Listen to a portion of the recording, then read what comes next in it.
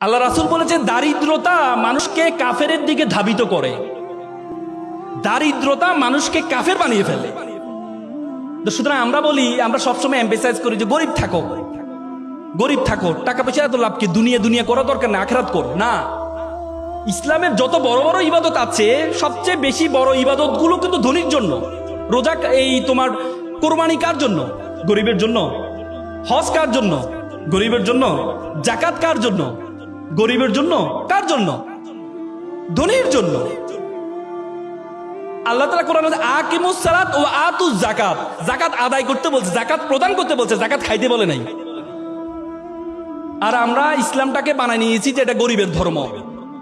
তোমরা জানো, ব্রিটিশরা যখন আমাদের এই উপমহাদেশে আসছিল, তখন আমরা, এই উপমহাদেশ ছিল পৃথিবীর সপ্তম ধনী দেশ। সপ্তম ধনী দেশ ছিল যখন ব্রিটিশরা আসছে। আর যাওয়ার পথে আমাদেরকে সবচেয়ে ফকিরি দেশে পরিণত করে গিয়েছে।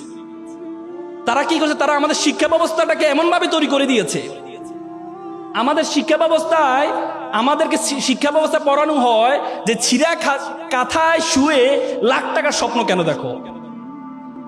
তারা আমাদেরকে এই যে অ্যাপ্লিকেশনে শিখায়, কি শিখায় জানো?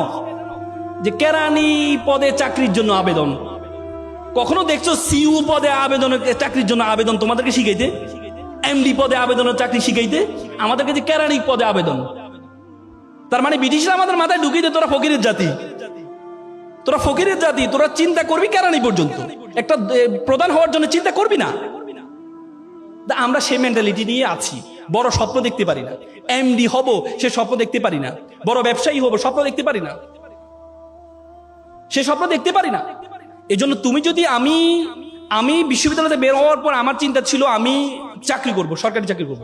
এরপর বললো না, সরকারি চাকরি করলে তো আমি তো অসৎ হইতে পারবো না, অসৎ হইতে পারবো না। আল্লাহর রহমতে আমি একটা স্বাধীন পেশায় আছি, স্বাধীন পেশা আছে। আমি যখন ওকালতি দিতে ঢুকি, প্রথম দিনে আমি স্যালারি পেয়েছিলাম 100 টাকা। একটা শুনানি করেছিলাম, জামিন করেছিলাম, সিনিয়র আমাকে 100 টাকা দিয়েছেন।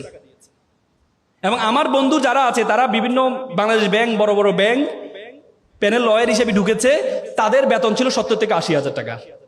কয়েকদিন আগে আমার একটা ফ্রেন্ড, আজকে 10 বছর ওকালতির পরে, চেম্বার আসি বললো, বন্ধু আমি তো 80, 90, 1 লাখ টাকার মধ্যে সীমাবদ্ধ আছি, তুমি তো গাড়ি বাড়ি মালিক হয়ে গেছো, এখন চাকরি ভালো লাগে না, এই পেশা, তোমার পেশায় চলে আসবো, আইনজীবী পেশায় আসবো। তাই বললাম, বন্ধু তোমাকে তো আবার শুরু থেকে শুরু করতে হবে। বলছে না, শুরু থেকে শুরু করবো। সে আবার শুরু থেকে শুরু করেছে। তার মানে যদি আমি সেদিনের টাকার বড় স্বপ্ন দেখতাম না 70-80 হাজার টাকা আমার লাগবে, তাহলে আজকে এই অবস্থায় I have 12 juniors in my chamber, 12 জন জুনিয়র আছে আমার, সে সুযোগটা হতো না। এজন্য তোমাদেরকে চিন্তা করতে হবে যে তুমি কি চাও, তোমার মেন্টালিটি কি।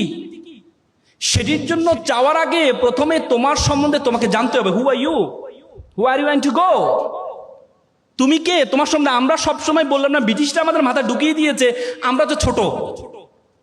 দেখো, আগে আরবরা বড় বড় ব্যবসায় পরিচালনা হইতো, আর এখন মুসলমানরা একটা কনজিউমার জাতিতে পরিণত হয়েছে, ভোক্তা। ওরা বানায় আর আমরা ভোক্তা, অথচ আমরা হওয়ার কথা ছিল সবচেয়ে বড়।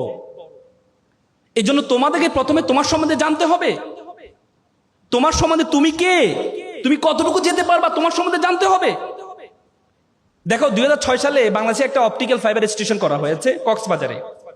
সেটি তোমার পর্তুগাল হয়ে, স্পেন হয়ে, সিঙ্গাপুর, মালয়েশিয়া হয়ে, ফিলিপিন হয়ে আমাদের কক্সবাজারের সাথে যুক্ত হয়েছে।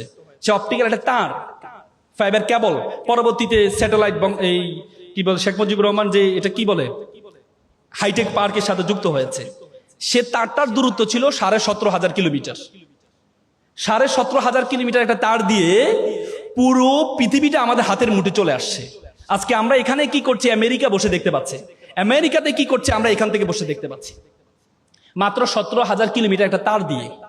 বিজ্ঞান বলে আমাদের মাথার মধ্যে যে তার আছে, নার্ভ আছে, বলা হয় 2 কোটি নার্ভ আছে আমাদের মাথার মধ্যে।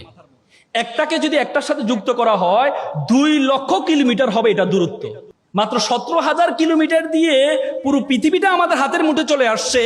2 লক্ষ কিলোমিটার নার্ভ দিয়ে পুরো বিশ্ব জগৎ তোমার হাতের মুঠের মধ্যে চলে আসবে। এজন্য তোমাকে জানতে হবে তুমি কে, বিশ্ব জগৎ সম্বন্ধে ধারণা আছে। এই বিশ্ব জগতের আয়তন কত বড় বলো তো, পৃথিবীর আয়তন কত? 52 কোটি বর্গ কিলোমিটার। যে পৃথিবী, যে আয়তন, যে পৃথিবীটা, এই পৃথিবীটা আমরা যে সূর্যটা দেখতে পাই, এই 52 কোটি বর্গ কিলোমিটার মধ্যে 7টা মহাদেশ, 7টা মহাসাগর আছে। এই 52 কোটি বর্গ কিলোমিটার পৃথিবীটাকে যদি সূর্যের মধ্যে ঢুকিয়ে দেওয়া হয়, তাহলে 13 লক্ষ পৃথিবী ঢুকিয়ে দেওয়া সম্ভব। কত লক্ষ? 13 লক্ষ। আর সূর্যটা কি? একটা নক্ষত্র। আল্লাহ বলেছে বিলিয়ন বিলিয়ন মিলিয়ন নক্ষত্র আছে। তার মানে এই বিশ্বজগৎ সম্বন্ধে তোমার ধারণা আছে? এই বিশ্বজগতে আল্লাহ তাআলা তোমাকে আমাকে কি বলেছে জানো? আল্লাহ বলছে কুনতুম খায়রা উম্মাত উখরিজাত লিন-নাস তা'মুরুনা বিল মারুফ ওয়া তানহাউনা আনিল মুনকার।